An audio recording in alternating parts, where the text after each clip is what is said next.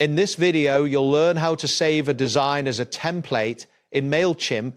By following these steps, you will be able to create reusable templates for your campaigns, streamlining your email design process. Start by navigating to the Mailchimp homepage.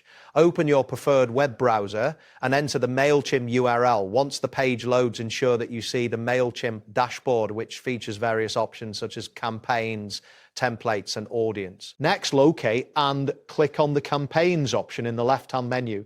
This will redirect you to a page displaying all your existing campaigns. You should see a list of campaigns you have previously created, along with options to manage them.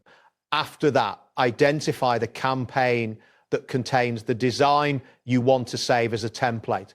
Click on the name of that campaign to open its details. Ensure that the design you wish to replicate is visible on this page before proceeding. Once you have opened the campaign, look for the Actions button, usually found at the top of the campaign details page. Clicking on Actions will reveal a drop-down menu with several options for managing your campaign. In the drop-down menu, click on Replicate. This action will create a copy of the campaign, allowing you to modify it without affecting the original design. Wait for a moment as the system processes your request and generates the replicated campaign. After the replication is complete, you will be redirected to the editing interface of the new campaign. Here you can make any necessary adjustments to the design.